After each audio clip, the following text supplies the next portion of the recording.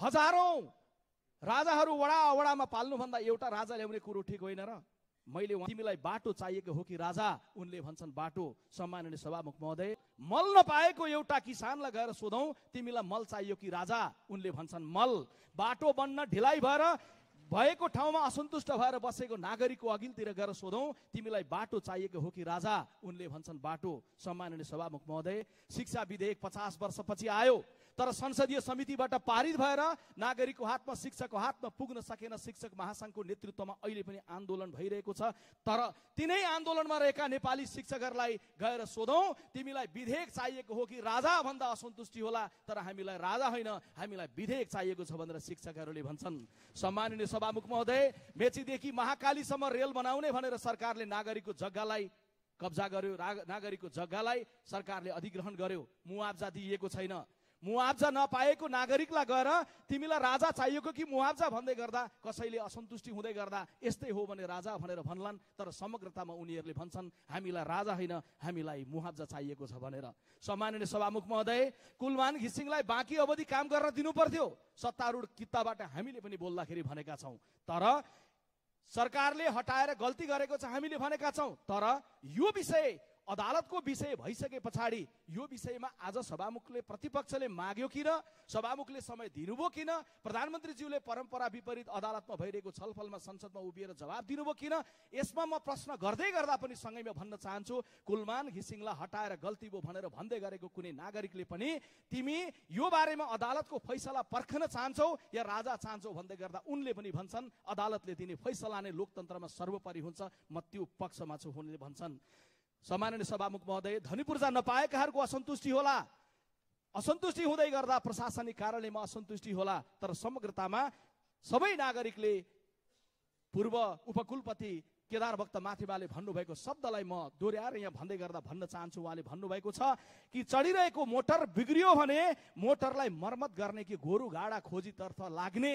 आज यदि कसैले गणतन्त्रको विकल्प खोज्दैछ भने बिग्रियो मोटर भनेर बनाउने कुरो छोडेर गोरु गाडातर्फ फर्किने काम कुनै पल्लो कितामा बसेका साथीहरूले नगरिदिउन्, निर्मल निवासमा बसेका पूर्व राजाले नसोचिदिउन्, यो आग्रह गर्न चाहन्छु।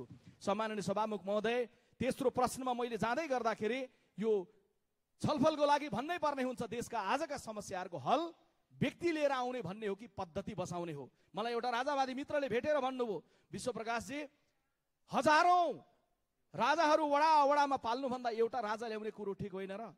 मैले उहाँलाई भने गद्दीमा एउटा राजालाई ल्याइसकेपछि सबै कुराको हल हुन्छ। उनले भने हजारौं वडामा राजाहरू बोक्नुभन्दा एउटा राजा गद्दीमा राखेपछि हल हुन्छ। मैले उनलाई प्रश्न गरेँ, सभामुख महोदय, एउटा भाष्य सामाजिक सञ्जाल मार्फतबाट नागरिक पंक्तिमा के बनाउन खोजिएको छ भने असन्तुष्टिको जगमा त्यसलाई भजाएर के प्रयत्न गर्न खोजिएको छ भने यो देशमा राजै राजा भए, वडामा राजा भए, यी सबलाई विदाई गरेर गद्दीमा एउटा राजा राखेपछि सबै समस्याको हल हुन्छ। त्यो भन्ने मित्र जो हुनुहुन्थ्यो मलाई, राजा एउटा गद्दीमा राखौं, हजारौं वडाका राजाहरूलाई हटाउँ भन्दै गर्दा मैले उनलाई सोधेँ, ठिक छ, गद्दीमा एउटा राजा लिएर आएपछि यो देशको कुनै वडामा कुनै कुनामा एउटा नागरिकले नागरिकताको सिफारिस गरिदिउँ भनेर आयो भने के गर्ने?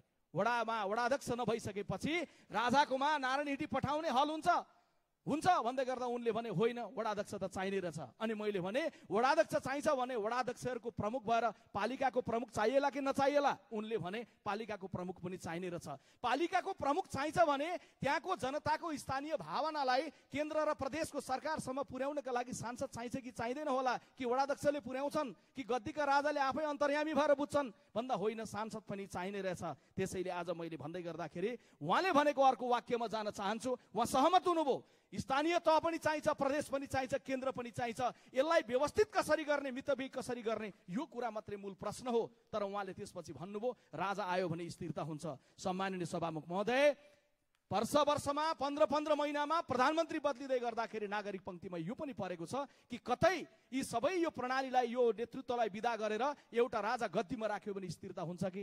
अहिलेको युवकले सामाजिक सञ्जालमा सर्च गरेर हेर्न भ्याएको छैन भने यो तथ्य मैले राख्नै पर्ने हुन्छ। सम्माननीय सभामुख महोदय, कुनै बेलामा दलविहीन व्यवस्था थियो, दलहरू प्रतिबन्धित थिए, 30 वर्षसम्म राजाको सक्रिय शासन थियो।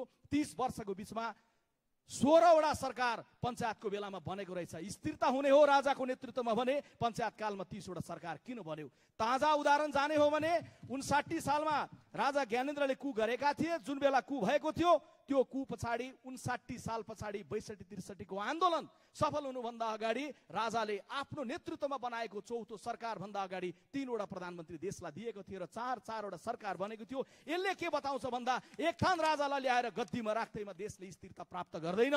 स्थिरता पाउनका लागि संसद संविधानको धारा 76 को उपधारा 5 को सम्मानित सर्वोच्च अदालतले गरेको व्याख्या बमोजिम 5 वर्षका लागि स्थिर हुने पद्धति भएको छ। तर प्रधानमन्त्री 5 वर्षसम्म रहने खालको पद्धति के हुन सक्छ भन्ने कुरोका लागि संविधान संशोधनको बेलामा हामीले छलफल गर्ने हो। कसैलाई गद्दीमा ल्याएर राख्ने बित्तिकै देशले स्थिरता पाउँदैन भन्ने कुरो आजको पुस्तालाई हामीले बुझाउने हो।